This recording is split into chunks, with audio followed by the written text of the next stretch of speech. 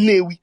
Nnewi has so many industries, so many small industries. Which of them, not one of them, is listed on the Nigerian Stock Exchange? And you come here and cloud that as an achievement. Come on, some of us are not jokers here. I've heard even up to well-meaning Nigerian, when he was talking, he made a submission about the ports. He said which of the ports in Nigeria is working, in his own words, that is not doing oil.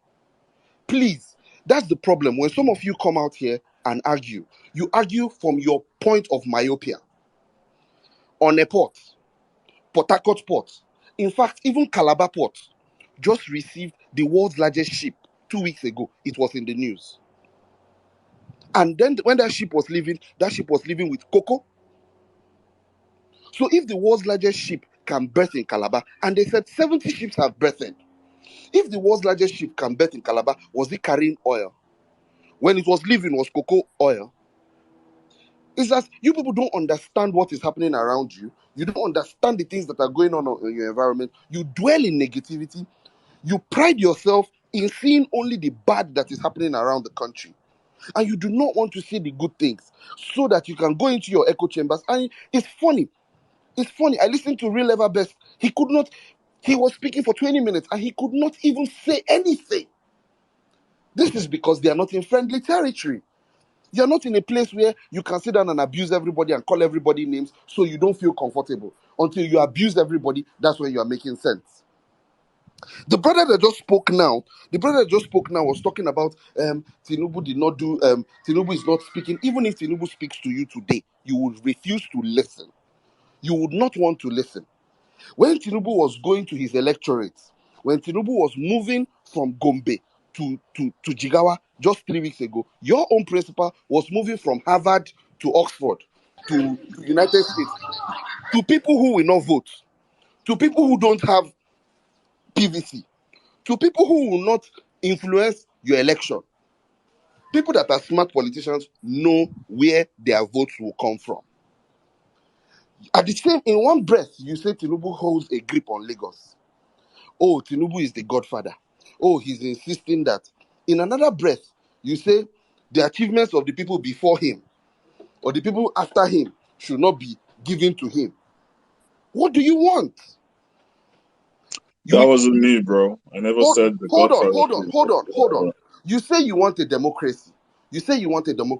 And the people of Lagos have consistently voted for another party. And you are angry that the people are voting for another party. You want to bring in your own party. How many people in Lagos would prefer going to Anambra?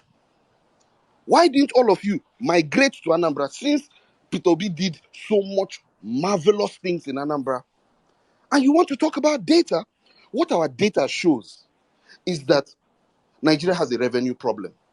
So what we need is a president or leaders at all strata, from local government, state government. We need people that can think outside the box to bring in more revenue to our country.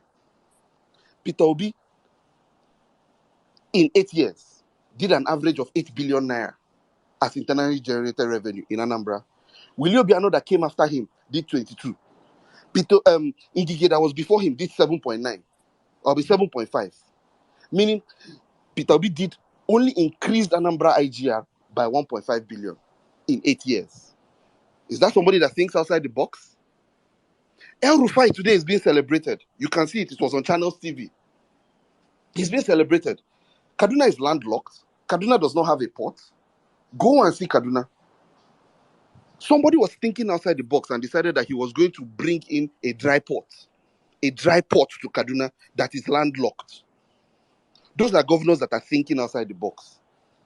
We were here, we were seeing when everybody was running to Calabar during Calabar Carnival. Donald Duke was thinking outside the box. You are talking about education. Some of you came out and one of the things that you always reel out was Peter Obi's achievement in education. And they say, what exactly was it? Did he build schools? Oh, we found out that, he moved schools to missionary schools. Is that an achievement? Everybody did it. Aregbesola did it. Tinubu did it years before. Somebody came out and talked about data.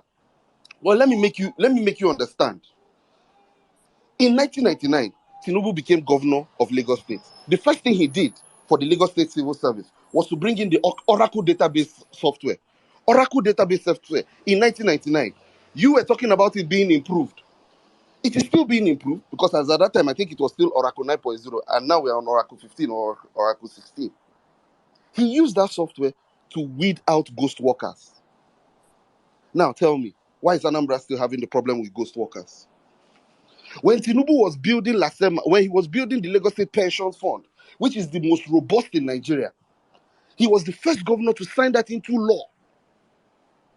Lagos State Pensions, and which was the fulcrum of what the federal government now used to form the to form PENCOM. And that's why our parents, who are civil servants, do not joke with Tinubu. Tinubu doesn't need to be talking. It's the people that he has affected that will talk for him. But till today that we speak, Anambra is still having pension problem. Those are people that are thinking outside the box. Now, if I ask you, what are the things that Peter Obi did that was thinking outside the box, you people will start abusing me. These are people that were thinking. 1999, that's when he was using Oracle database. 1999, 20 years ago. Can you say the same thing about Peter Obi? And you're talking about technology. And you're talking about who is more this one. He doesn't need to talk. People will talk for him. Your achievements will show for yourself. Not people that will come and be giving us rhetorics every time and not action. We don't like people that talk too much. We like people that have action. You say the same thing about Peter Obi and you're talking about technology. And you're talking about who is more this one. He doesn't need to talk. People will talk for him. Your achievements will show for yourself. Not people that will come and be giving us rhetorics every time and not action. We don't like people that talk too much. We like people that have action. One of Buhari's problems is that he doesn't talk. Action. It's not by coming to come and tell people, I'm going to build second Niger Bridge. Shagari will tell you. Obasanjo will tell you. Yar'Adua will tell you. Jonathan will tell you. Buhari did not tell you. He did it. Action. You're saying, oh, how is he going to do? How is he going to? That's to tell you how politically naive some of you are. Telling me how is he going to cut the budget? Is it the job of the president to cut the budget? That's why they say you should go and focus on National Assembly. But you don't want to focus on the people that you vote into National Assembly. You think it's the president that will just come on and beat all the governors and beat all the National Assembly people, carry bulala and start flogging them. Hey, come, you're padding budget, I'll flog you. Is that how it works? No. You need to understand how politics works. That's why you need people in the Federal House of Assembly, State Houses of Assembly, National Assembly. That's what you need. It's not one president that will do it. But you people don't even understand how it works, and you want Tinubu to come and tell you how he's going to do it. If I ask you, you are talking about fighting corruption. The biggest fraud cases in Nigeria, Dezani Alice Madeke. The biggest fraud cases in Nigeria, Dezani Alice Madeke, Dasuki. All their monies passed through a bank that was managed, co-owned or chaired by Peter Obi. Is it possible that a chairman of a bank or somebody that has controlling interest in a bank will not benefit from the money that passed, the $2 billion that Dasuki stole? It passed through Fidelity Bank.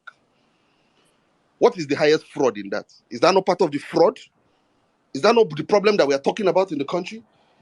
That you take all the money that belongs to your state government, you go and save it in a bank that you have controlling shares in, and you're coming out to come and give us morality police. Come on, you guys. Come on. Let's talk real issues and not beer parlor talk. Thank you.